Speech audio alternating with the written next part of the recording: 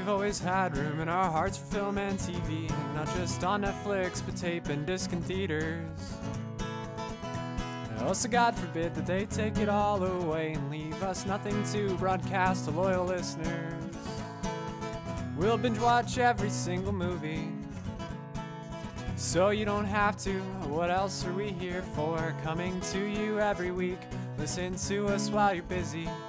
Luckily, we forgot to grow up. Hey everyone, welcome to the Forgot to Grow Up podcast. This is Craig. Hey, it's Andrew. Hey, it's Scott. Welcome to episode number 3. Today, or this week rather, we're going to pitch our ideas to Hollywood. We're going to talk about some of our favorite movie and television duos and trios. We've got some questions from some listeners. It's going to chew up a good chunk of time. And then, as always, we're going to talk about what we watched this week and what we plan to watch this week. So, this first segment we are calling, Hey, Listen Hollywood. Now, Scott, I heard you have a couple ideas for some movie universes that you'd like some studios to pick up on. That's right, Craig. I've got a couple, actually. A couple of these are two ideas that actually two studios have already attempted, and they've kind of fizzled out. And that was the Universal Monsters universe and the King Arthur universe. So I'm rebooting the Universal Monsters because they did the wrong thing. They tried to do their own little twist on it. They're stupid. The twist they needed to do. They're stupid. They're stupid. They're just dumb. It was clear. I haven't seen The Mummy, and that was because I heard it was terrible. And everyone I haven't seen it yet either, but I've heard the same consensus. All I've heard was that it was Tom Cruise in with a background mummy, like a movie with the background of a mummy movie.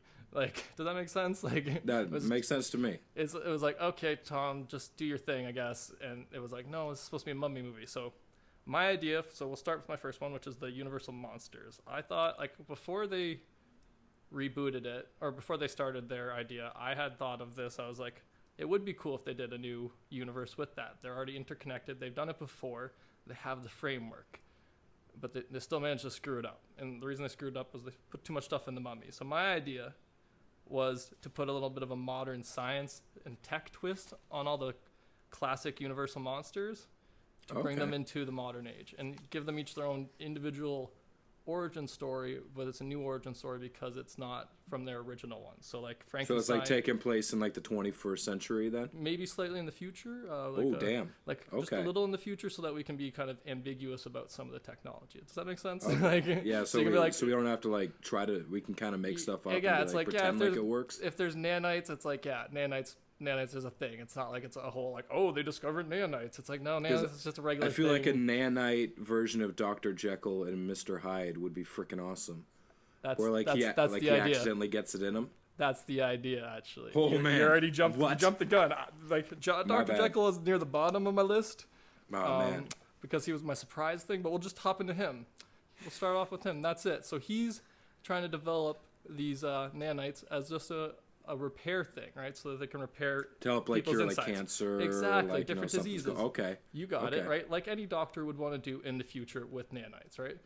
But the problem is having them programmed. So he's developing a software for these nanites so that they'd be able to work in the body. But guess what? They develop their own personality. The nanites are their own type of thing. Hyde. So I was trying to think of some acronym for Hyde that Hyde could stand for some kind of computer thing. I couldn't think of one. I didn't have enough time. Hyper youthful dope experiment. That works. Well, there we go. There's Hyde. So that's the Dr. Hyde one, and that would be its own separate movie. And it would work a lot like the Marvel movies worked at first, which was there was no connection to the other universes other than it's just in the same universe. And Nick Frost. Nick Frost, Nick Fury. Nick Fury, thank you. Nick Frost is from our next segment. I'm sorry, I got a little ahead of myself. Nick Fury, popped in for 2 minutes. Everyone thinks that there was all these universe building in the first few Iron Man and Thor and stuff, and there wasn't. There was one or two little things that connected it into the universe. Oh yeah, in the Incredible Hulk, where they just happened to have they decided to let's take Tony Stark and have him walk into this military bar and talk to General what's his face. Exactly, just a 15 little second thing to just connect tie it to the other movies. Say, but not not go heavy and dive all into it and throw 8 different characters into one, which is where all these recent universe attempts have like kind of fluttered out. So we already got to Dr. Jekyll. So my Frankenstein idea would be some kind of mad scientist who was like working on organ donation, like working on clone kind of, like trying to develop like clone organs, and he's working with this body, and it ends up like some experiment goes wrong, bam, he creates a Frankenstein monster, and he has to like try and like work with that. This was just like a quick kind of basic idea. I didn't go too much into most of these. The only one I really got into was Dr. Jekyll too much, but I got some other ones here. So Dracula would be like a victim of some like new super virus, so like a vampiric virus.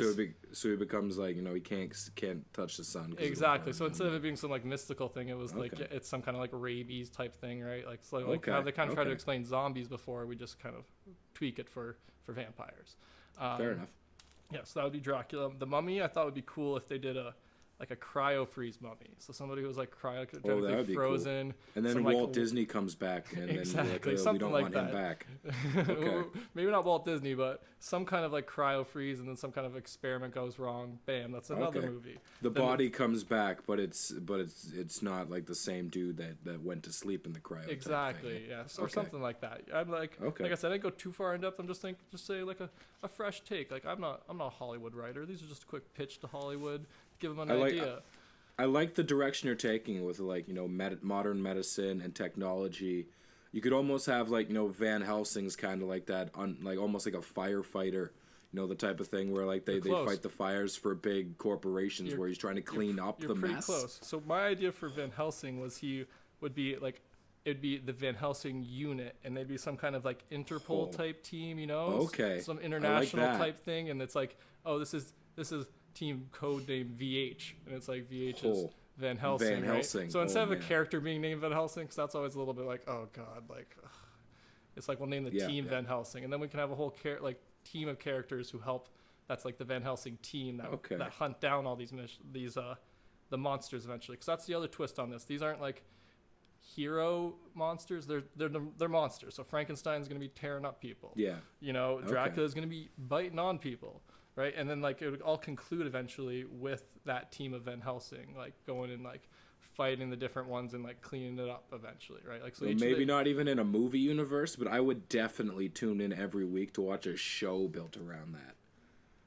Like you have the Van Helsing unit. Each week they go like. Now that you mention it, it might work out better as a TV show because how in depth this is. I'm at 8 movies already. I'm like, oh god, that is. Man, that's a Netflix season right there. Hey, Netflix, look us up. Look up the Forgot to Grow Up podcast. We'll hook you up with some ideas. Copyright October 2017. Right now, Van Helsing Squad, and that's what that is.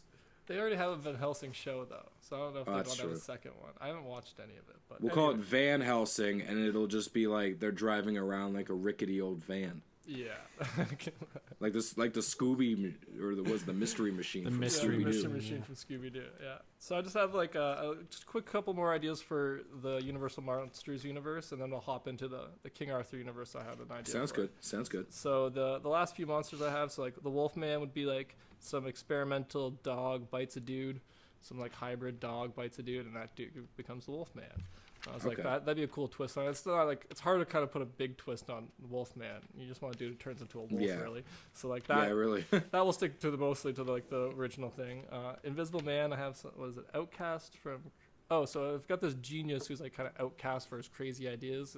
Everyone thinks he's crazy for thinking he can like make things invisible, but then eventually he succeeds and becomes invisible and is able to like make a potion that he takes. So like the original, he had to like wipe the stuff on him. That's dumb. Take a potion so you can keep taking it instead of having to like carry around a thing you wipe over yourself that can like wash off. Like no. Man, the more I hear you talking about this, the more like hoping I am that someone makes this into a TV series or even like a movie universe. Write me some books. I would read that. Like I'm psyched about this, man. I may have started writing some of these as books. That's maybe fan fiction. I might have written some short stories that involve a couple of these because it was a certain thing I was doing. It was a creative writing assignment I tried. It was a whole thing. Anyways, that's where I got part of this idea before. It was also like when I heard about them doing the Universal Monsters, it gave me this idea. So I've had that idea for a long time. I like it. It's been percolating for a while. But I'll get onto the King the King Arthur? Arthur universe. Yeah. So King Arthur, I don't know if they actually were trying to build a universe with the recent release of the movie. When I heard they were releasing, Are you talking about like the new one with Charlie Hunnam?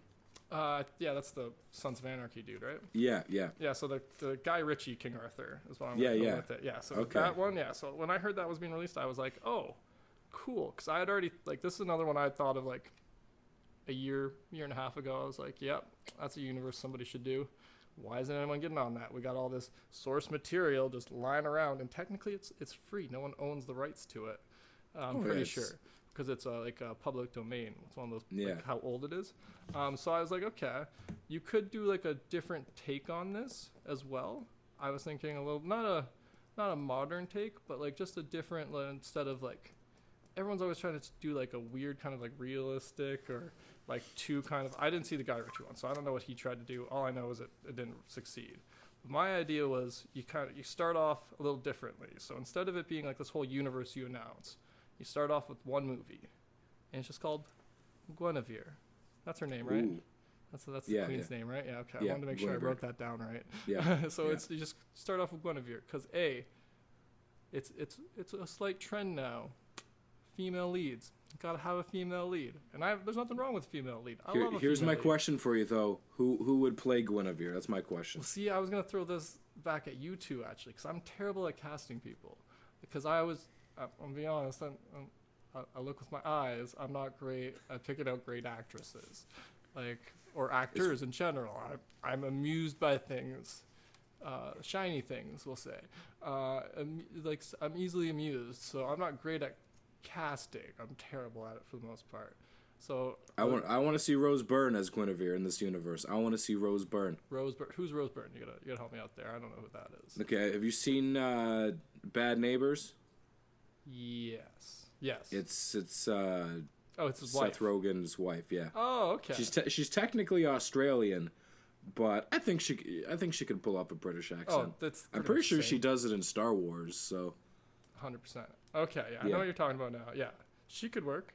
But some idea is like you start off with a Guinevere like solo story, and you don't really like none of the marketing is around this being the Guinevere that King Arthur was. This is just a just a little girl, like just a woman named Guinevere. Yeah, we'll go with like a kind of young, like maybe like three. Like my idea was that it leads into the end of the movie is when she's meeting. Like at the end is like you kind of cut off and she's like just about to meet like King Arthur, so you like kind of maybe see him like about to pull the sword from the stone or something like that. Some way like we. So we it's really more. Just about like her in the her own like solo adventure, just like kind of like like I said, just like trickle people into this universe, like just this, so people don't know. So you start with her, and then maybe you bring in like Galahad, and then Lancelot, and maybe somewhere down the road like. You could do like a prequel movie where it's like Merlin working with a young Arthur. You got it, man. You got exactly Morgan, what I'm and then thinking Morgan Le Fay is just Morgan Le Fay, and all these individual great her. characters who you could make whole movies about. There's been TV series about these characters already, and they did dive into it a little bit. But I think it'd be really interesting to have like individual movies where you check into like Lancelot going off on an event, one of his many adventures that he has. Like when I was younger, I read some of the adventures of King Arthur and his knights, and they all have a lot of adventures that you could pull from to make a great individual solo movie. That's the only thing interconnecting them isn't necessarily like, oh, this one you have to watch to get this one. It's the connecting bits is the fact that they're in the same universe, and that like sometimes they cross over a little bit, but for the most part I like the idea of like it's starting off as kind of like a prequel for each of them before it like leads into before it comes together and like the Knights of the Round Table. That'll be like the connected. That's the Avengers of that universe. Exactly. Okay. I like that. Because one problem I'm noticing, like most universes, I feel, is they're trying to jump to the Avengers like a little too soon, or like trying to hint to their Avengers. That was air quoted, by the way, people. Keep forgetting we're not actually video recording. This is a radio show. This is a podcast, so yeah, that's why I had to like. Put the air quotes in there. Let them know I put the air quotes in. But that the problem with most universes nowadays, or like movie universes they try to start, is that they try to like go for the Avengers type one too soon, or hint to the Avengers one too soon. And it's like, no, the thing with the Marvel is they took 6 movies to build up to. I think it was 6 to the first Avengers movie, if I'm not mistaken. Right? I think you're totally on point. Like I think they kind of force it, you know. Exactly. They pour too much Drano down the pipe all at once. They need to like just trickle it down. Just trickle it down so that people so they can digest and Exactly. dissolve away that clump of hair. You don't chug the bottle of tequila. You take one at a time until you're feeling good. So, don't forget the At least salt. that's what you're Most of us supposed to do. don't. Yeah. Most of us don't. But so that was my King Arthur universe pitch too. So it just kind of will culminate in that like. I like The both Knights of of the those Round ideas, man. Table. I hope someone comes a knocking and takes those ideas because I would love to see those made. I would also, but those are the only 2 ones I had for Hollywood today. I heard you two collaborated and got a pretty big pitch for me. I heard. Yeah, a couple years ago, Craig and I can't remember what we were doing. I know it happened over text. We just happened to start pitching, ideas for like certain actors playing specific NFL characters. Okay. And we came up with this concept for a movie basically based around Deflategate, but kind of being like, the NFL is corrupted type story. Like, and we have some, I like to think we have some pretty quality casting right here. I think it's a Let's hear it. hilarious set of Okay. casting. In my For starters, opinion. I've got Vince Vaughn. Okay. Right. I've got him playing Jay Cutler I like it. because it. he's a lovably hateable dude, and that's exactly what Jay Cutler is. And they're Everyone both like loves big, to hate him. goofy looking dudes too. Yeah, yeah, exactly. They're both, they're kind of dicks, but they're kind of chill at the same time. Yeah. I've got Common, like rapper / actor Common, playing Yeah. Matt Forte. Like, Okay. Yeah. You yeah, can okay, see I it. gotcha. You can Yeah. see it. It took me a second. I've got Alexander Skarsgård playing Tom Brady. They both got that kind of whiny, snarly look. Like they've Yeah, I got know the what you- fire, yeah, I but they don't gotcha. look like they should have the fire. Yeah. Now this is probably this is definitely my third favorite casting right here, and I think it's perfect. Kevin Spacey as Bill Belichick. Basically, I like that one's pretty good. Yeah. Picture Kevin Spacey in House of Cards and then With put the him in a white hair. cut-off sweater. Yeah. Put him in a 3/4 hoodie, and you've got Bill Belichick to the T. Like Yeah. I would love to see that. Maybe track dial back pants. the southern accent a tiny Yeah. bit, but yeah. Here is my 100%. This is the best casting decision that could ever be made, and I wonder why it hasn't happened already. Owen Wilson playing Peyton Manning. Tell me you can't picture him I playing can. Peyton I Manning. can see that. Giving him They like. both They got have the same nose. Yeah, it's the nose. Same nose. It's Yeah. perfect. It's a match made in forgot to grow Like up the heaven. forehead's the only problem that I would like with those two is they'd have to do some. Put him in a wig helmet technology. all the time. That's how we solve it. Helmet Keep- 100% of the time. That works Exactly. too, Keep yeah. him in a Colts hat. Like you're good. Yeah, that works. But our final cast that we decided on, and this one sells the whole story. Robitussin. Oh, thank you. Product placement. Here we go. Angling It's for some Gilbert endorsements. Gottfried. We got Gilbert Gottfried playing the Commish, The commission. which is also the name of our movie. Yeah. It's called the Commish. So he's playing. What's his name? Roger. It Roger doesn't Goodell. have to be Roger Goodell. It could be Okay. any commissioner. So just but because he- it's like a fictional. Okay, I wasn't sure Yeah, if this was like he's a. the commissioner. I wasn't sure if this was like a comedic telling or like a kind of serious take on. It's it. absolutely a little bit of comedic both. telling. No, Okay. it's absolutely a comedic telling. Like, can you not picture Gilbert Gottfried and being like, Belichick, what are you doing? You're supposed to deflate the balls. Like, can you not picture him just screaming about that? I can picture him screaming about it. I just don't know how I'd take the movie seriously if he was doing that. Oh, I would love it. I would watch that every Do single you day. think Kevin Spacey would do a movie with Gilbert Gottfried in it? Like, I don't know how anyone on that cast would be able to keep a straight face, but it would work. Like, for no other reason because it's got Vince Vaughn once again working with Owen Wilson, who, ironically, I actually have them down on my list of was the gonna say, best duos and trios. Is that a segue? Is that a segue? That's here? the segue. The That is cleanest my segue to segment number 2 ever. I like that. That's one of the ones I had on my list as well for our favorite movie and/or TV duos/trios? They're the first ones I got down, but I also have Vince Vaughn with Owen Wilson / Luke Wilson. Because I loved them, the way they kind of worked together in the movie Old School. Okay, yeah, I haven't seen that in a while, but yeah, I know what you mean. I hear what you're saying. Oh, no, you finished. Sorry, I totally cut you off, man. All I was going to say is I agree with that. That was one of the things actually I had on my list. I feel like Owen Wilson's one of those great actors who pairs well with pretty much any other good comedian, really, or like any other person. So I had Owen Wilson and Ben Stiller as one of my pairs. That's good, yeah. I love them in anything together. Like Starsky and Hutch. Starsky and Hutch is one of my favorite movies. But nothing's better than Zoolander. Zoolander's great too. But like actually, Starsky and Hutch I like a little more, just because I had it on DVD when I was in high school, so I was able to rewatch it. I remember watching it in in class, in writer's craft. Oh, on your laptop? Absolutely. When I wasn't watching The Incredibles or playing Lego Pirates of the Caribbean. Craig, do you have anyone for your list? So I kind of approached this question just a tiny bit differently than you guys did, because I actually picked characters rather than actors. So See, I should Craig get on the conversation we had earlier, XC. that and I picked television shows. So obviously, my favorite duo that I could think of on the spot would be Sean and Gus from Psych, just because that is the most ridiculous pairing ever. But it's perfect. It's perfect. Absolutely. They play so well off each other. And then I've watched a little bit of X-Files recently, so I went with Mulder and Scully would be my other.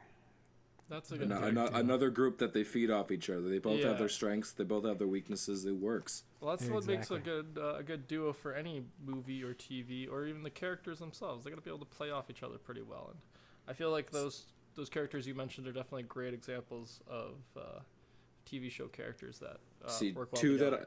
Two that I would have to add to that list would definitely be Jake Peralta and Captain Raymond Holt. Really? You went Holt instead of Boyle? For sure, Holt, man. It's like a father and son team. I think you can make an argument for Peralta and anyone. For either one. Yeah, really, Peralta and anyone. But Holt and Terry? Yes, that too.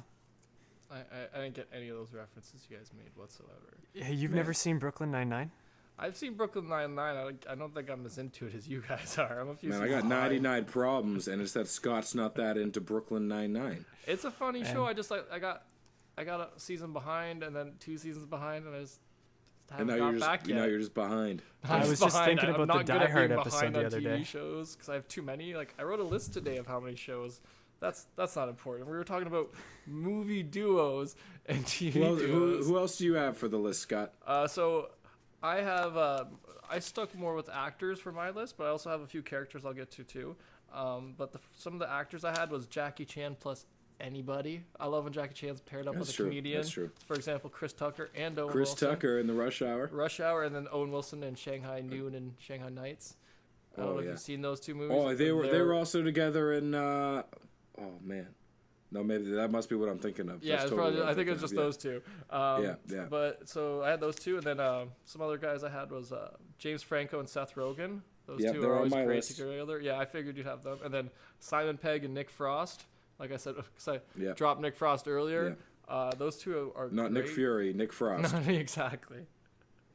Exactly. So those two, I love them in any movies they do together. They play great off of each other. My favorite probably would be Hot Fuzz. I love Hot Fuzz. It's just ridiculous, fun movie to go back and watch. And Shaun of the Dead's good too. I've been meaning to go rewatch those two recently. And then the last one I had for just my regular list was Paul Rudd and Jason Segel.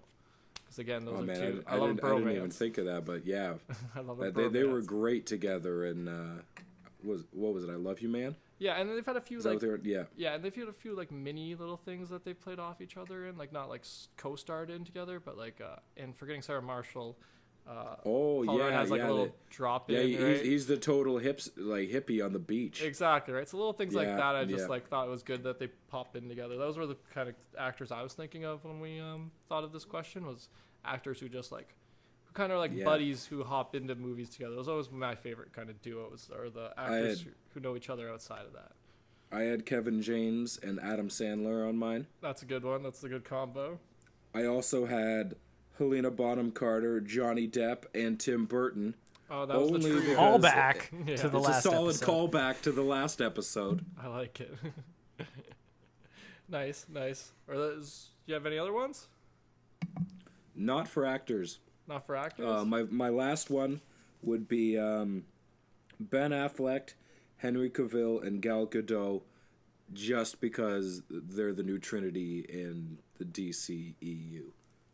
Well, kind of. Just because I love it. Just because I love Just it. for the one movie until Soups dies. Spoiler Hey, alert. why you gotta say that, man? Why you gotta say that? I loved it, though. I loved it. Oh, I did too, for the most part. People can check out my rant about that if they want to know. Some of them have. More callbacks. Always calling back. Always promoting our other videos. But I also had a few other characters that I wrote down just because I wasn't sure if we were doing actors or characters. So the couple characters I had were Riggs and Murtaugh, because I love me some Lethal Weapon movies. Yep. And then Kirk and Spock. I like the original pairing and the new pairing. I feel like they both have their own different takes on the relationships, but they're both still really awesome ways that they play off each other. And I always like that relationship between Kirk and Spock. I know you guys probably aren't as into Star Trek as I am, but Trekkie. I've seen some Star Trek. And then obviously you can't have a list without something Star Wars. So I had Chewie and Han were probably my favorite duo. There we go. From Star there we Wars.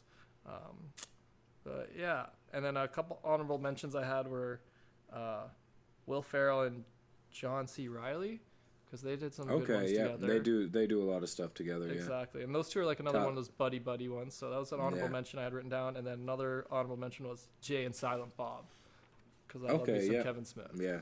I haven't watched any of those movies, but I know they're in a bunch together. I've been meaning I to get to haven't them. actually seen them, but I've seen Clerks 2, which is just weird that that's the only one I've seen.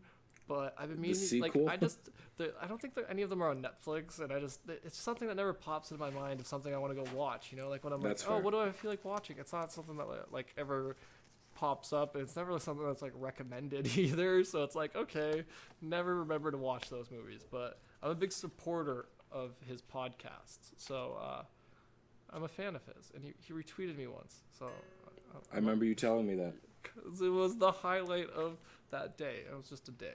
I got over it. I was like, yeah, celebrities do that.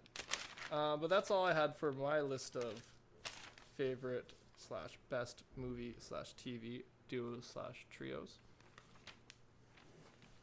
Speaking of trios, we have 2 sets of trios of questions that were tossed at us this week. I like that segue. That was a good segue. So we got some questions from... I feel like it would be better segues if people didn't talk about the fact that they were segues. I like when people point out that a segue was slightly kind of awkward. Bad? It wasn't bad. We might it was as just- well be yelling "cut" at the end of a segment and going, "Okay, on to number 3." And here we go. Maybe we'll try that next time. I like Just just hard stops in between the segments. Hard stops, just psh, and then dead No silence. Yeah, nothing. I'll just cut exactly. it that way. Don't worry about it. No, I don't like edits. No edits. So this week, we got 3 more questions from our beloved follower, Jack Lawrence. He's paving the way for dedication and tossing us some questions. He mentions that with Halloween coming up, his first question is, do we have any go-to Halloween or horror movies to get us in the spirit? How about yourself, Scott? So when I saw this question, I was like, ooh, I don't have any specific ones that I go back to. Jack commented that he likes to rewatch Supernatural, and I'm a big fan of Supernatural. Him mentioning that he rewatched it made me want to go rewatch it a little bit. But we've got other things to watch for the podcast at the moment. But I always like going back and checking out Halloween specials for different TV shows. So the Simpsons Halloween specials were always kind of a thing I enjoyed. Treehouse of Horror. Yeah, I those are the things I look forward to during it. So I don't necessarily go back as much as look forward to new ones. So with the superhero shows, the DC ones especially, or it's only the DC ones, they always make sure to do something kind of quirky to include Gotta that tie it was during that, something like- in somehow. Exactly, Yeah. right? Something like just nothing like crazy, but they always like make it a little more of a goofy episode, right? And so I Yeah, always look yeah. forward to those. Those are probably the thing I like. I always make sure to check out during this time of year. What about you, Craig? So, this is going to show just how much I enjoy horror movies, but every year I make a point to watch the Great Pumpkin special of the Charlie Brown Oh man, old super cartoons. cute, super cute. That's a And- Halloween movie. That's it's a perfectly acceptable time of year. I'm to not watch hating it. on it. Yeah. I'm saying it's cute, man. It's a cute movie. No, I was saying for his Yeah, like that's his my level description of for horror. it. Well, yeah, it doesn't have to be horror just for because it's Halloween. Halloween doesn't always have to be horror. Like one of my Man, favorite things about like some of the TV shows is that they don't always go a horror route. They go more of a goofy, fun route with like it's just Halloween. You know, Halloween's just an excuse to have goofy scenarios sometimes because everyone's in a bunch of costumes, right? Oh yeah. And you can throw Well- magic and stuff in. That's no problem. Well, that's like me. Like nowadays, I don't really have a go-to thing to get me in the Halloween spirit. I'm more of a Christmas guy myself. Nice. Ask me this question in 2 weeks, and I'll hit it up hard with my Christmas mood stuff. But when I was younger, I used to love those movies on Family Channel. You know, the Halloween Town, with Marnie and her family being witches and going to Halloween Town. Okay, Yeah, yeah. I loved those movies. I mean, remember there was this Mary Kay and Ashley one that I used to have to watch at my It was daycare like when I was going to younger. grandma's house or Yeah, something like that. that There we- one. yeah, Yeah, we used yeah. to watch that at my daycare for like Halloween. But that's the only like kiddie one I think I ever really watched. Yeah, it's horror stuff typically isn't for me. Yeah, same here. What was Jack's next question? Basically, it was what is the scariest movie you've ever seen? Like, what movie kind of kept you up at night? You got anything, Craig? The only thing that comes to mind. If you say the Great or the Great Pumpkin, like you got problems, man. All right, You fine. The slow. second thing that comes to mind. I remember watching The Mummy a very long time ago, and that keeps me up at night sometimes. The Brandon Not more Fraser recently, mummy? but it did. Yeah, the original one. But I was a long time ago, so That's not the original, but whatever. The Brandon original Fraser- to me. I could see how the first one Here that we- came out. let in me our let me lifetime. Okay, show fair my enough, let me fair let me enough. show my ignorance by saying the original one and the one with Emotep. Yeah, I was gonna say I could see how you could find that a little scary when you're younger because those I bugs, the bugs 100% agree. I bugs remember freak me coming out. to the bug thing is what haunts my scarabs? dreams. Yes, Oh, yeah. that, Oh I was my like, I definitely gosh. had like a little bit of a fear of that when I was younger. Like I was like, I- as soon as you said that, I'm like, yeah, that sticks out to me. That makes perfect sense. Like, I remember being a kid, and every time I would get itchy, like I would freak out, like, "Oh my God, did a scarab come into my house?"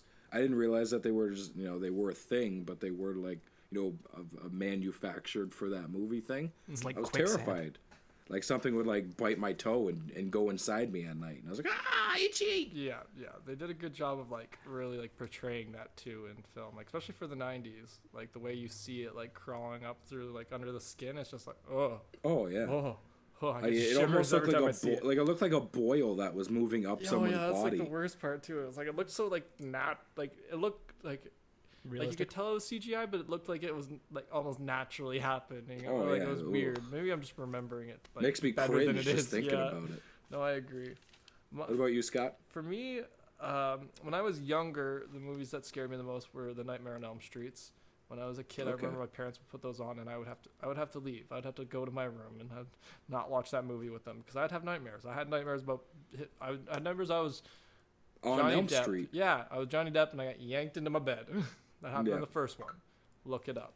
But other than Nightmare on Elm Street, more recently, when the first Paranormal Activity came out, I'm gonna admit that spooked me a little bit. Like just while watching it, because it's such a like drawn out kind of suspense. It's enough to make you jump every once in a while. Exactly. Right? So that's the only one that ever got to me because most horror films I find like I can predict it for the most part. I can see those jump scares coming. Paranormal Activity, like just the first one, when I first saw the first one, because it was new. It was a different type of horror film. They hadn't really done that documentary style. Exactly, and type they also thing, like it was right? a different type of like, oh, we're not going to show the big bad thing until the last The 5 end. minutes of the movie. Like, you're not gonna physically see him. You're just gonna feel creeped out the whole time, and then Exactly. And that's what really got to me, was the creep out factor. And I remember, like, the first time I watched it, I was at my high school girlfriend's place at the time, and I was leaving, and we watched it with another friend too, and they were still in the house as I left, and I walked out, walked back up, and banged on the window as they turned around to scare the piss out of them, right? Because I was like, okay, I need to get this fear out of me. I got to be the scarer instead of the scare-e. You know what? I'm pretty sure I was there when you did that. I'm pretty sure you might have been picking me up. Yeah. I'm pretty sure we were in the van and we were picking you up to go somewhere. That is 100%. I vaguely remember this. That is 100% a possibility of what was going on, and yeah.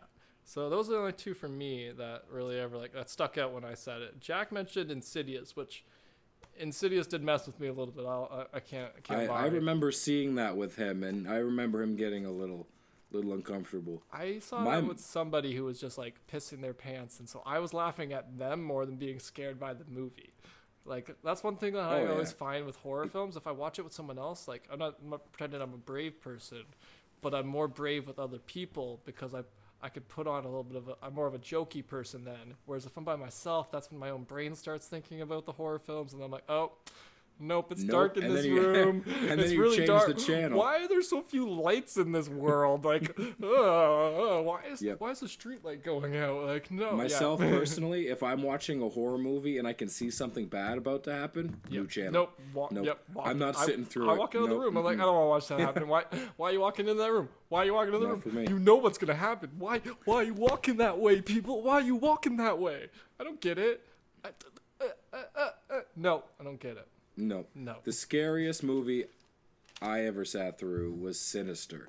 Like, I usually get like terrified by the jump scares, but Sinister was just one of those messed up movies that it just creeped me out. It didn't keep me up at night, but it was enough to be like, just while watching it, like, right, like, it's one of those movies that when you're watching it, you're just like, oh, you get like, it gets you so into the spook zone, and like once you're done, you're like, oh, it was just a fake. It was a movie. Like, but during Ethan Hawke. Oh, sorry. Oh yeah, no, you're absolutely right. I was gonna say Ethan Hawke is one of those actors who, like, he kind of weirds me out to begin with. Like, I see him and I feel like he should just be what's his name, Mark McGrath. Like, if they ever made a Mark McGrath movie, like, it should be Ethan Hawke who plays him. Like, Google them, they look freaking identical. Yeah, now that you mention it, I never really put that together. He definitely put in work for this movie, and like it was a good movie. Like, for a horror movie, it was good, but it was just not for me. It was terrifying. Yeah, I remember that one definitely spooked me a little bit now too. Now, like, you're bringing up these different ones, I'm like, I definitely get spooked by a lot of horror films, to be honest. Like, when I'm watching them, I'm a pussy. I'll be honest. Like, I'm a teddy bear. I am not a big bad grizzly. I spook pretty easily. Like, I'm like I don't know, like a cat. Like, just I'm like always like bouncing out, like I'm always just aware. Sketching out. You're like my cat. I'm sketching out. That's the perfect word for it. Because I'm like watching. I'm like, what's going on? Like, I'm really aware when I'm watching a movie or a TV show. I'm like, I know how movies are made. It's like things aren't put there unless they're meant for something. And so I start thinking about, like, oh, is that chair there because it's gonna fly up and hit somebody? Is it there so someone's gonna get trip over it? And I go insane. I'm a little crazy as it is, and horror films drive me more insane, and that's why they spook me a little. Oh, for sure. Jack's third question was, basically, it was, are the originals always better than the remakes when it comes to horror movies? And myself, I gotta say, I'm not, like I stated before, I'm not like die hard into horror movies. I couldn't honestly tell you if the originals are always better. I know that in a lot of cases, the original is always better than the sequels. Like, for me, like, I definitely prefer, like, the original Alien movie compared to any of the sequels. The Friday the 13th, I felt like, once you saw the first one, it was just kind of feeding off of that first one and doing the same thing over and over and over again. Yeah. Insidious has got kind of weird, throughout theirs. The second one was really connected to the first, and I thought those two went really well together. And then after that, it got just a little bit off track, just trying to tie that lady in black back into it. Yeah, that one went really crazy. I'm on the same page as you a little bit. I'm not an aficionado. Thank you. That of horror films. But I've seen a decent few because I watch movies, and I would say for the most part, like originals tend to be better than the newer ones, with examples like Nightmare on Elm Street and Psycho. Are two examples that came to mind. Yeah, Psycho. sure, I don't know if yeah. you know they remade Psycho in like 10 years ago. Yeah. But they tried, yeah. and I'm like, that doesn't seem like a good idea. Like I feel like you should just leave Alfred Yeah. Hitch. Like you should just leave it alone. There are certain things you just leave alone, and I feel like horror films sometimes, like I feel like companies who own the horror properties are like, yeah, we can always go back to that because people are always.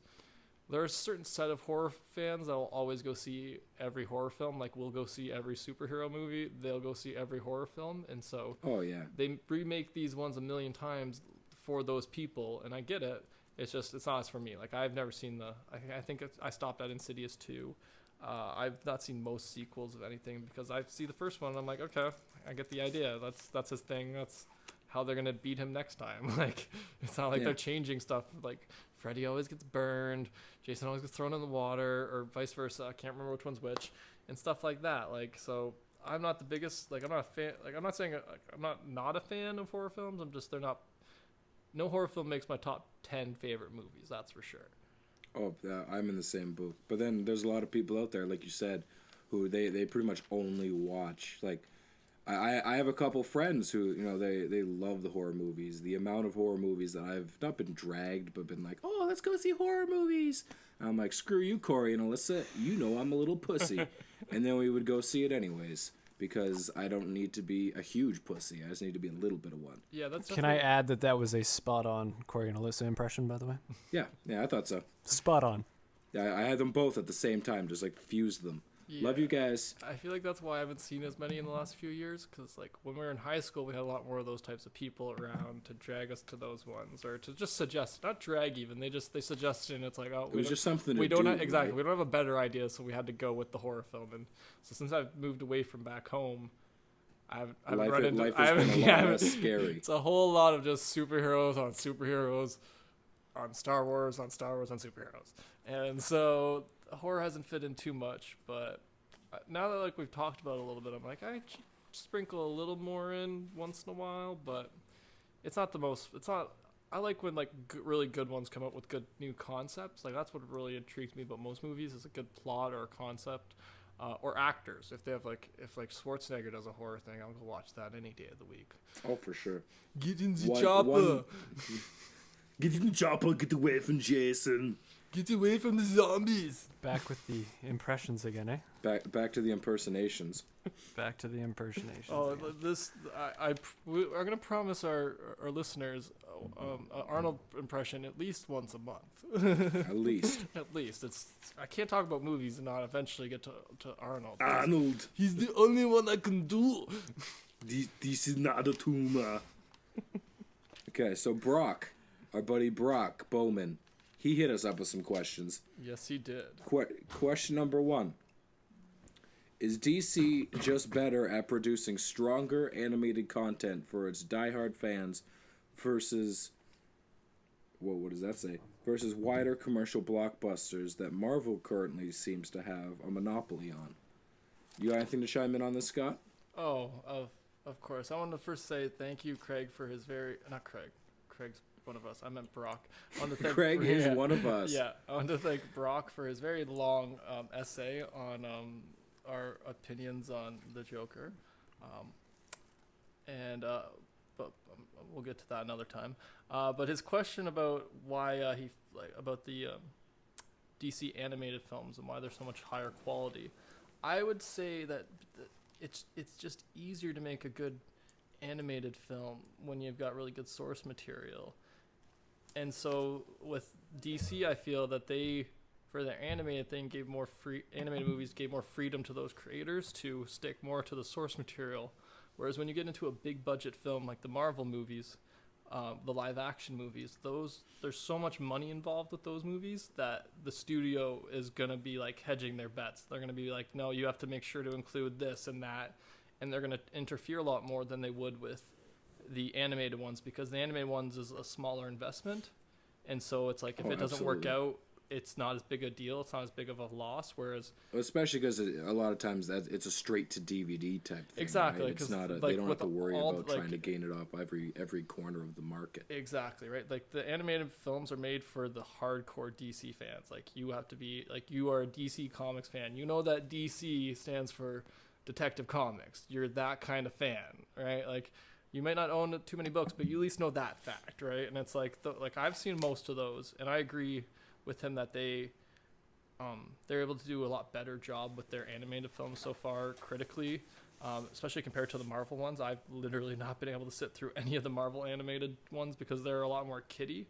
and I think that's the other part where this differentiates. He said they're all he highlighted the fact that they're all R-rated, the DC ones, and that's because they make them for the more adult fans, the kids who were like the kids like us and the kids in the 90s who were collecting comic books, in the 80s who were collecting comic books, who do love Batman with like all their heart, and they're gonna go buy those direct to DVD movies, and so that's why they're R-rated. Yeah, and that's kind of like me. Like I feel like the reason, like, you know, you, me, you know, other people in our age group, we can go buy that new, you know, Batman and Harley Quinn, or, you know, yeah, Justice League versus Teen Titans. You know, we can buy those. And I feel like part of it's because for the most part, they kind of almost keep a continuity about the voice actors. yeah, Like you still see movies where, you know, Kevin Conroy comes back and voices Batman, and Mark Hamill comes back and voices the Joker. You know, you see Jason O'Mara playing a lot of regular Batman now. You get Rosario Dawson, who does a lot of the voices for like Wonder Woman. yeah. Every once in a while, she'll pull into something else. And then you get Kevin Michael Richardson. Like, Greg, you know who this is. It's do you remember the episode of How I Met Your Mother where Marshall and Barney are kind of dirty texting Ted because he didn't follow the 3-day rule? Vaguely. Okay, and he's a super deep poet, and he's got the real deep voice, and Barney and Marshall totally fall for him? Vaguely. Vaguely. That's Kevin Vaguely. Michael Richardson. Okay. I know who you're talking about. Yeah, I'm pretty sure he's also the voice of Gantu in Lilo and Stitch. Not that that's important, but like for the most, I think he Googled You it. gotta. No. I'm not there yet. I'm working on it though. but for the most part, like, you know, you'll hear voices that, you know, a lot of times, okay, they did this character in this, and sure, maybe they'll play a different character in this, but it really does kind of bring you back to the, you know, an older generation, you know, of the DC animated stuff that you were seeing. Yeah, I agree, and I think like what you're saying is correct. Like DC just pretty much put a little more time into their animated like universe than they did their movie universe. Like, whereas Marvel, you know, it took them 6 to finally, you know, be able to bring the Avengers together and and create Marvel. that. It took Disney buying them too. That's one thing a lot of people don't like realize, that Disney didn't buy them until after the first Iron Man was already made. The first. What's it called? First. Incredible Hulk. Thank you. That was exactly what I was thinking of. Yeah, so those two were made before Disney had bought Marvel, and then when Disney bought Marvel, that's when Kevin Feige was able to implement his plan. He was like, "Yeah, these are the 2 seeds I've planted so far. If you want to turn it into this giant, grow. Yeah, exactly. If you want to get a big old crop of billions and billions of dollars, then let's let this grow nice and slowly." And DC also had like the advantage of like they've been able to like build on it for even longer than Marvel's been building their cinematic universe, because like they've been building since the 90s. Yeah. 90s, they started with, you know, the Batman the Animated Series, Superman the Animated Series. Bringing everything together was Justice League, expanding it to Justice League Unlimited, covering, you know, a little bit of so many different heroes that you wouldn't hear of every day. Like, and getting really like Hawk and Dawn, you know, it covers so many things. You know, getting really in depth into the different like storylines, especially. Like, I agree. Teen Titans when we were a kid, and then they come back and they come out with Young Justice, which is basically the same thing but more intense. Yeah, I still need to get to the Young Justice. I haven't got there. Definitely. Speaking of getting to things, question number 2. This is a nice quick one. Yeah. Brock asks, will we get a dedicated Star Wars episode, or better yet, a Star Wars series leading up to Episode 8? What do you think, guys? So we had discussed this a little bit before the recording, and we were talking about it, and we all love our Star Wars, but if we were to do a series leading up to it, that would be pretty much one every week until it comes out. And we don't want to necessarily dedicate too much of our podcast. It's not just a Star Wars podcast. We are more than that. So what we were thinking, I think, is we'll probably each check it out once a week when we and kind of check in with each other each week and see if either of us have checked it out. And then near once we get a little closer, I think we're gonna do what day did we decide on doing our Star Wars episode? I believe it was. Right? It's the. The 6th. It'll be the air before. Well, we're gonna record the 6th, but don't tell people that. Well, we're letting them we're into gonna- this is behind the Don't scenes. don't listen to what we're saying right Welcome now, guys. behind the curtain. So it'll actually air on the 10th. The 10th. Yes. So Sunday, you guys December can look 10th forward- at 8 p.m. Yeah, or so Look whenever it forward comes to out. that, everyone. Yeah, so that'll be our dedicated. Put maybe that not on your fully calendars. dedicated to Star Wars, but we'll definitely be focusing a lot more on it that day. So if you want to hear us talking about the boffins, definitely come listen to us. Okay. And so what was his last question that Brock had for Now, us? this one is primarily directed at you, Scott. Yeah, I see that. Why does Scott give his passionate defense of Batman versus Superman like he's about to be taken? I feel like I can actually answer this. Scott was not enlightened on the wonders of technical mic use, so I hadn't had my mic yet in my defense. See, I thought it was because Liam Neeson was coming for you. Well, I wrote down a joke saying that he was the one holding me actually at gunpoint, and that we were making a reverse taken. Oh, damn. But- Given. Yes. he was like, I have a particular set of skills. If you don't take this young boy, I'm gonna give him to you. And then they just looked at us like, what? Because he was. What? And then we just left. We don't want him. we don't want him. It's all hairy. Look at that beard. But yeah, so I think it was mainly because so to address the Brock's question a little more directly, yeah, I didn't have the mic yet that XE lent me for it, and it was also my first time recording by myself, talking to myself. First self-recording. So yeah, it was a little. it was little awkward. nowhere Thanks for near loud enough. making me feel even more self-conscious about it, Brock. We've definitely taken leaps and bounds towards being technologically savvy, though, so that's good. Speak for yourself. Okay, Well, I'm sorry, Craig. I you weren't already have learning. I have taken leaps and bounds because I still can't figure out my VCR, and I'm coming closer every day to figuring it out. It's a shock got that we that can even time do set yet? this. Now here we go, dudes. What did you guys watch this week? Craig, did you want to go first? Because I got a long list. Of things, so got Yeah, I this guess. week. We actually had a full week. I guess I'll go first. So I'll start with the most recent one. Yesterday, I had a little bit of downtime at work, but don't tell my boss. So I actually watched Jack Whitehall's new special, At Large, on Netflix. I don't know if it's new. I didn't really look at the release date. It was funnier than I thought it was gonna be. Yeah, I started watching. He's got this show called Travels with My Father, and that was That was fairly entertaining, and I felt like as a North American I'd never heard of this man, even though he clearly has a big audience. And then his special showed up on Netflix, so I figured I'd give it a shot, and it is funnier than I expected it to be. You'd think the jokes would go over your head, but they don't. What was his name again? Jack Whitehall. Jack Whitehall. Okay, I haven't Yes, heard of him. exactly. That's what I he's mean. very direct with his humor. He doesn't try to twist things too And much. it's He's very kinda- it's very visual too. I found that a lot of his Yeah. approach you have to be watching in order to truly get the hilarity out of it. He's almost like a goofy comedian, but he doesn't quite hit that goofy atmosphere. It's goofy without being tedious. That's how the exact way I describe it. Yeah, and then I've been still watching How I Met Your Mother. I'm almost done the series again. But the two that I specifically wanted to talk about, I watched 1922, which is a Netflix original.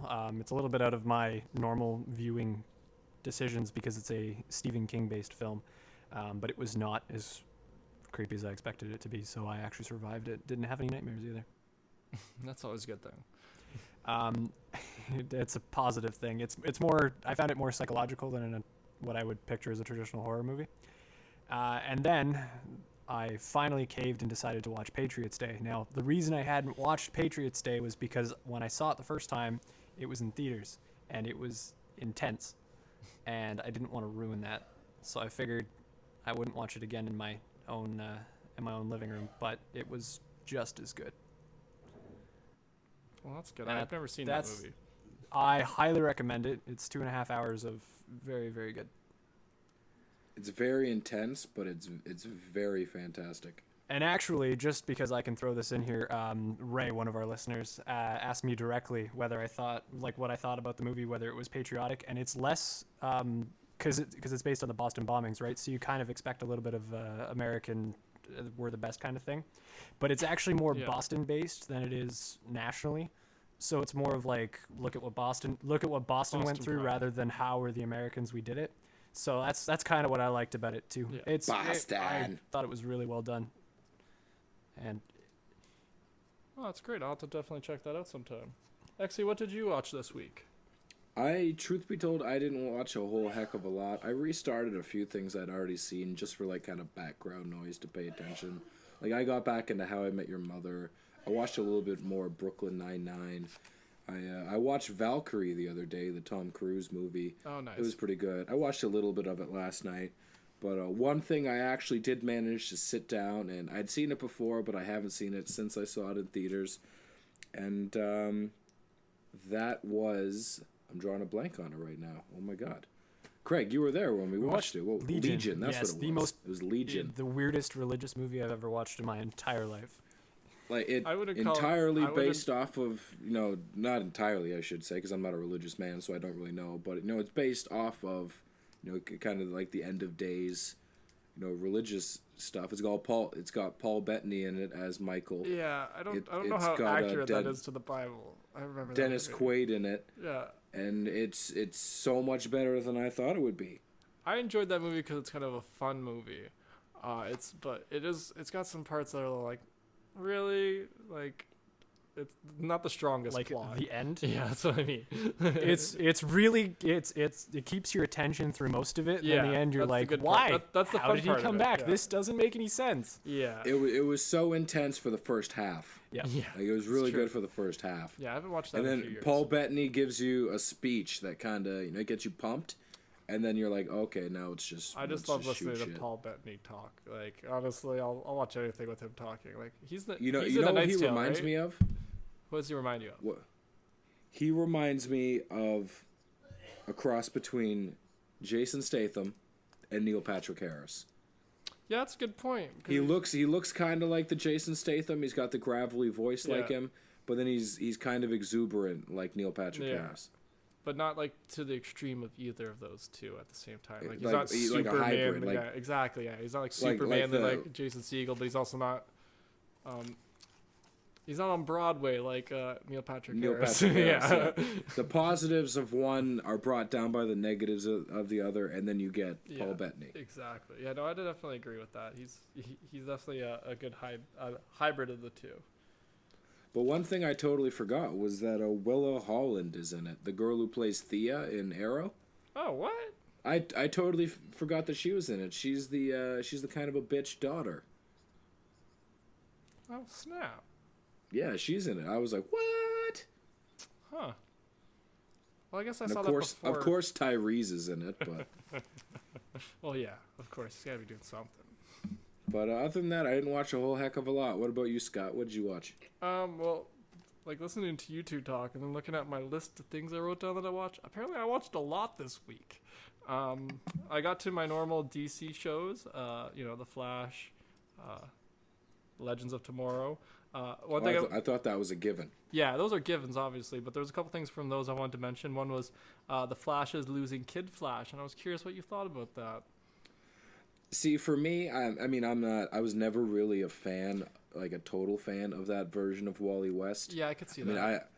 I grew up on the Justice League, goofy redhead version of Wally West. That's fair. I mean, yeah. he did a good job in the role while he needed to be there. Mm-hmm. But for me, it's not a huge loss. I think they'll probably bring him back at some point. Oh, I'm sure he'll be Where back. Yeah.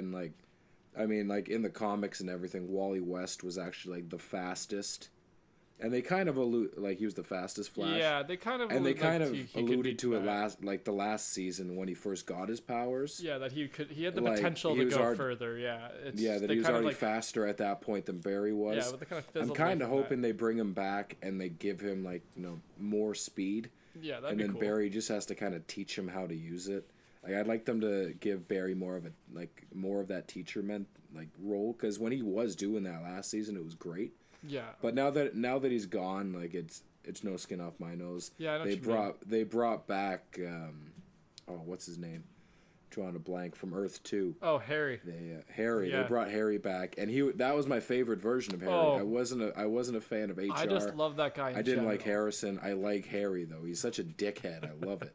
I like that guy as an actor, just because yeah. of the show, because how like the range he puts into all the different like versions of himself that he has to play. Because they're all slightly different, but they're all like similar in their ways, and it's just like They're all headstrong in their own way, but they have Exactly. different mannerisms. And I love that he's like able to like really like differentiate that in between, like make you realize like, oh, it's not just the fact that they were different like outfits. They like legit, you feel like, oh yeah, this is the dick This is a one. different- That's yeah. the nice one. That's the evil one. Like This the is dick one the and the useless evil one, one are and like these- yeah. Exactly. They're still different, Yeah. but you could tell the difference. Yeah, no, I'm glad they brought him back. I felt they were a little like they kind of ham-fisted the way they brought him into it. I'm just like. You just Yeah. couldn't think of a nicer, like it was a little too like exploratory, like or He just kind of showed up. well, he that showed was- up and he's like, "Oh, that was my it. daughter kicked me off of her team, and now I have nowhere to go." And I'm like, well, that's sad, but I mean, like, come on, man, you're not the type. But Like, that's not the type. but That's you're not the kind thing of a that dick, so you're a dick, so it's like understandable. exactly, you're not supposed to be upset about that kind of thing. Like, Oh, yeah. but I'm glad Well- he's back because I was concerned that they wouldn't bring him like his. I thought like, they were the going to bring actor in a back. fourth version. of him, Yeah, and I was like, worried about that. I'm come like, on. we don't need to keep getting new ones. Like, just give me him. Just give me Harry. Yeah, like I did like HR because I liked his kind of wacky take. Like I liked seeing like the contrast between like his serious one and then the wacky I hated one. his drumsticks. I could see He why you always say had the that, drumsticks, and I but was like, why? If I was Why? like, because it was his thing. He's a fiddler. I'm a fiddler. Like I'm playing with I'm- a pen I this whole always have time. a Yeah. I always have a writing utensil in my Exactly. hand. Like the drumsticks. His Come on, things are son. drumsticks because he can maybe actually play. Like I can't play the drums. That's why I We wouldn't can't carry play, no. drumsticks. But if he could play, then it makes sense Maybe. why he would have it. Little off topic. We did hit No. a tangent right there. No, that was still Flash related on to what I watched this week. Fair enough. I also watched Legends. The one thing I wanted to mention about Legends of the DC shows, was that they did a Prison Break reference in it. Finally, They've had a few references they've to had Prison Break that, in like there. no, they've had like That the first season was full of them. it was when they were they- more like when they- homages. Like they didn't straight up like have him say the words Prison Break. They did. Season 1, I guarantee it. Okay, I'm gonna have to go back. They definitely say it's a prison break. I haven't rewatched that one yet. I haven't rewatched Legends of all the DC shows. That's the only one I haven't rewatched yet. So I'll take your word on that. But that was one thing I was just kind of excited about that they did reference that this week. I also Okay. checked out Marvel's Inhumans, which I'm going How to was be making that? a rant about, or I've already made a rant about. So people can check that out on YouTube. I watched a little bit more of Big Mouth. I enjoyed the Seinfeld bits. I was telling you guys about that before, and the house party Yep, episode yep. was pretty funny. I have 1 or 2 more episodes left. We didn't quite figure that out before. And then I also watched Star Trek Discovery. Oh, and Star Wars Rebels. Star Wars Rebels. I've heard good things about Rebels. It's good. I like it. It's a little kiddie. It's a little bit of a kiddie show. Because it is a kid show. Comparatively to Star Wars: The Clone Wars, like the animated series, how would you? I preferred the Clone Wars just because it was a little Okay. more adult and because the characters a little more. But this one's enjoyable because they connect. Like this one in particular, this season they've connected well into Rogue One, because you have Okay. Saul Guerrero. Okay, yeah. He was in this last episode that I just watched, and they've been bringing in the Kyber crystals, like stuff like that. So you're kind of seeing like the Empire gathering the stuff for the Death Star in the show a little Okay. bit. But they don't know that that's what it's for, right? So it's kind of cool in that sense, and they got a lot of like I don't want to say callbacks, but like different connections to the universe, and like I don't know if Lando popped up in this one or if I'm getting that mixed up with what's it called, but it's worth checking out if you want to dive into it. There are shorter seasons and shorter episodes, so like you could get all 3 seasons, plus it's the 4th season that just premiered a month ago. You could get that all caught up in like a day, not even, because they're pretty short. Perfect. Yeah. I'll have to crush that then. Yeah, it's definitely worth checking out. They're enjoyable. You might get a little like you might want to split it up. Like I said, there's 3 seasons out already, so you might want to do like one day, 2 hours of like the first series or first season, and then split it up a little more. Depends on how much you enjoy them. I split it up over a few weekends, but I really enjoyed those. And I'm happy that it's back. This is the last season of it also, so this kind of ties into Rogue One as the end of it, and then we gotta wait for another Star Wars series after that. Oh damn, not worth the wait. Yeah, well, speaking of not being worth the wait, have you guys heard anything about Jim Carrey? Like I thought he was gonna be here by now. Yeah, so you know how we were talking about last week, I was telling you guys that he was supposed to come by and talk about the Mask 2. Well, apparently the studio and his agent, and it's really complicated, but it turns out we weren't supposed to say something. I didn't know that. God. They didn't tell me. I didn't sign anything. Like, so there's no like legal action, luckily, but That's good. We did I don't want to say burned a bridge. We caused some problems. We did cause some problems, and we apologize to Jim and anyone we caused a problem for. We didn't mean to. We were just really excited to have him on, and clearly that didn't work out. And I want to personally apologize, guys. It's my fault. My big mouth. I got really excited. It was Jim Carrey, and I was excited he was going to be coming by, and it didn't. I just wanted to let everybody know so that they would tune in, and I ruined it. I'm sorry. I apologize to the listeners and you guys. I ruined it. I understand if you guys want to throw me out of the podcast for this. I get it.